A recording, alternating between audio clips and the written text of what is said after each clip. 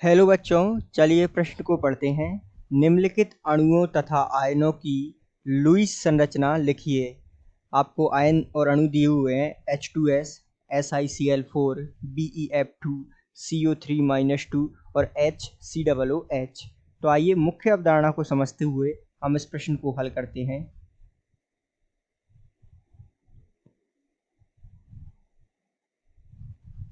तो मुख्य अवधारणा के रूप में यहाँ हमसे प्रश्न में पूछा गया है लुईस संरचना। तो सबसे पहले तो हमें लुईस संरचना खींचनी आना आवश्यक है, अर्थात लुईस संरचना या जिसे आप लुईस बिंदु संरचना के नाम से भी जानते हो। तो इस किस प्रकार जो है लुईस बिंदु संरचना खींची जाती है, ये जो आपको दिए हुए हैं आयन और अणु, इनको हम इनकी संरचना खींचकर एक एक कर हम समझते हैं। तो सबसे पहले हम बात करते हैं H2S की। तो आइए H2S की लुईस बिंदु संरचना खींचते हैं। तो कुछ इस प्रकार जो है H, S और H ये जो है एकल बंध से जुड़े हुए हैं और S के बाहरी कोश में 4 इलेक्ट्रॉन। तो ये जो है H2S की लुईस बिंदु संरचना होगी। इसी प्रकार बात करें SiCl4, तो इसकी लुईस बिंदु संरचना खींचते हैं SiCl, Cl, Cl और Cl। जो है Cl क्लोरीन के बाहरी कोश में 7 इलेक्ट्रॉन होते हैं। एक तो जो है Si के साथ बंध में साझा हो गया और बचे इसके बाहरी कोश में 6 इलेक्ट्रॉन इस प्रकार प्रदर्शित होंगे।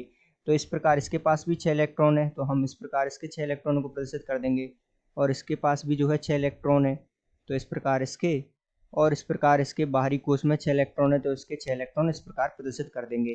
तो यहाँ जो है इस प्रकार हम संरचना खींच लेंगे। ये जो है अलग अलग है, तो आप इसको जो है एक साथ इस प्रकार, ये जो है SiCl4 की लुईस बिंदु संरचना है। अब आइए बात करें BeF2 की खींचते हैं।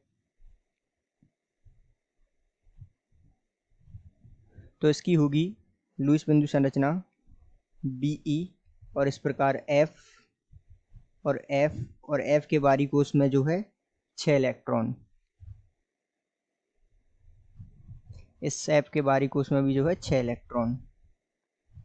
तो ये BeF2 की हो गई। इसी प्रकार हम बात करें CO3-2 की, तो इसकी खींच लेते हैं हम। तो O, C और इस प्रकार जो है,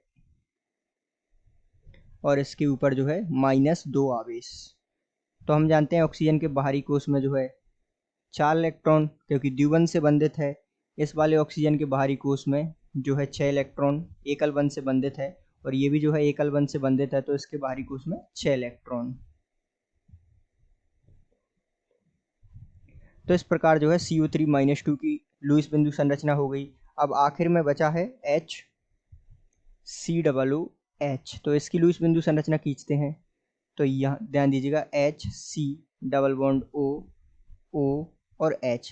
तो यहाँ जो है इसके पास 4 इलेक्ट्रॉन, इस ऑक्सीजन के पास, और इस ऑक्सीजन के पास 4 इलेक्ट्रॉन। तो इस प्रकार जो है इनकी लुईस बिंदु संरचना हमने खींच ली। तो इस प्रकार आप जो है लुईस बिंदु संरचना खींच सकते हैं। आशा करते हैं आपको समझ आया होगा। धन्यवाद।